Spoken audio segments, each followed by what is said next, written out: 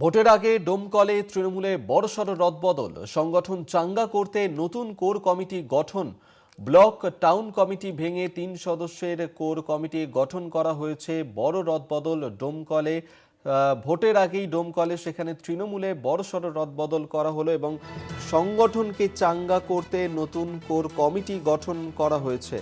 Block town committee ভেঙে দিয়ে ৩ সদস্যের একটি কোর কমিটি গঠন করা হয়েছে। সামনেই ২৬-এর নির্বাচন, আর সেই বিধানসভা নির্বাচনের আগেই এবার নতুনভাবে তৃণমূলের সংগঠনকে চাঙ্গা করতে এই কোর কমিটি গঠন করা হয়েছে ডোমকলে, যেখানে ব্লক এবং টাউন কমিটি ভেঙে দিয়ে ৩ সদস্যের কোর কমিটি গঠন করা হয়েছে। ভোটের আগেই এই বড়সড় রদবদল ডোমকল তৃণমূলে। সংগঠন চাঙ্গা করতে নতুন কোর কমিটি গঠন। ব্লক টাউন কমিটি ভেঙে ৩ সদস্যের কোর কমিটি গঠন করা হয়েছে ডোমকলে।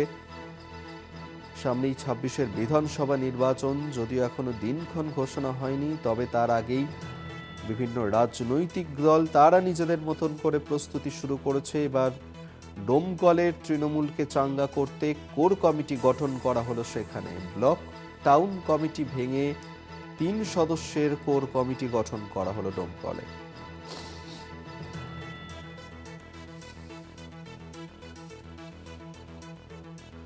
রাকিবুল ইসলাম আমাদের সঙ্গে টেলিফোনে রয়েছেন প্রতিনিধি। রাকিবুল, কেন এই কোর কমিটি সেখানে গঠন করা হলো ডোমকলের তৃণমূলের ক্ষেত্রে?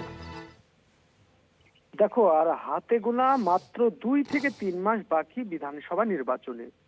আর এই বিধানসভা নির্বাচনের মুখেই কিন্তু ডোমকলের যে রাজনৈতিক সংগঠন, সেই সংগঠনের রদবদল হয়েছে তৃণমূলের। আর যা ঘিরে কিন্তু শুরু হয়েছে যেমন একদিকে উন্মাদনা, তেমন একাংশের মানুষ মনে করছে এই কমিটি কি আগামী দিনে প্রভাব ফেলতে পারবে নাকি মুখ থুবড়ে পড়বে। কেন এই প্রশ্ন?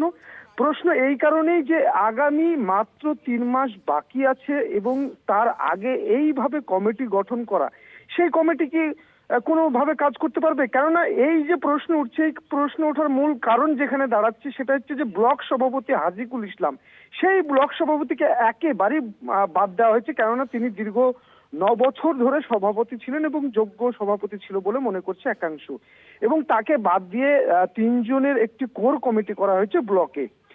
সেই কমিটিতে রয়েছে নতুন ৩টি মুখ, যারা সংগঠনের সঙ্গে যুক্ত, তবে কিন্তু তারা কোনো পদাধিকারী ছিলেন না। অন্যদিকে দেখা যাচ্ছে টাউন তৃণমূল কংগ্রেসে, সেখানেও কিন্তু যে সমস্ত ৩ সদস্যের কোর কমিটি করা হয়েছে, প্রাক্তন যে সভাপতি আলহাজ কামরুজ্জামান মন্ডল, তাকে রাখা হয়েছে, কিন্তু তারপরেও বাকি দুজনকে নিয়ে আসা হয়েছে নতুন মুখ। এই যে ৩ কমিটির করে সদস্য রাখা হয়েছে এবং যুব, মহিলা, আইএনটিটিউসি সকলকে কিন্তু বাদ দেওয়া হয়েছে এবং নতুন নাম সংযোজন বিয়োজন করা হয়েছে, করে একটি কমিটি গঠন করা হয়েছে। সেখানে শাখা সংগঠনের পূর্ণাঙ্গ দায়িত্ব দিলেও কিন্তু ডোমকলের মাদার কমিটি ব্লক এবং টাউনে, সেখানে কিন্তু ৩ সদস্যের একটি কমিটি গঠন করা হয়েছে। সেই কমিটি কিন্তু কোর কমিটি হিসেবে জানানো হয়েছে। সেই কমিটি কিন্তু একেবারেই নতুন পুরনো মিলে এইরকম কিন্তু নয়, ব্লকেরটা একেবারেই নতুন এবং টাউনেরটা শুধুমাত্র যে সভাপতি ছিলেন তাকেই রাখা হয়েছে, বাকি নতুন দুটো মুখ রাখা হয়েছে। এক্ষেত্রে যে সামনে বিধানসভা নির্বাচন, একদিকে যেমন জেইউপি চেয়ারম্যান হুমায়ুন এই মুর্শিদাবাদে একটা থাবা বসিয়েছে মুসলিম ভোটের দিকে, আর এই ডোমকল কিন্তু মুসলিম অধ্যুষিত এলাকা। ফলে কার্যত এই যে হুমায়ুন কিন্তু গত কয়েকদিন আগে এই ডোমকলে সভাও করেছেন। ফলে এই কমিটি আদৌ কি যেই পরিকল্পনা করে করা হয়েছে সেই পরিকল্পনার প্রভাব ফেলতে পারবে নাকি মুখ থুবড়ে পড়বে, তা নিয়ে কিন্তু একটা সংশয় রয়ে যাচ্ছে। তবে বাম কংগ্রেস এই দিকে কিন্তু একটি মুচকি হাসি হাসছে, কেননা তাদের লাভ হবে বলে মনে করছে। এই কমিটিতে বাম কংগ্রেসের লাভ হতে পারে আগামী বিধানসভা নির্বাচনে, এমনটাই মনে করছে বাম কংগ্রেস। ধন্যবাদ রাকিবুল তোমাকে। রাকিবুল ইসলাম আমাদের সঙ্গে টেলিফোনে ছিলেন প্রতিনিধি।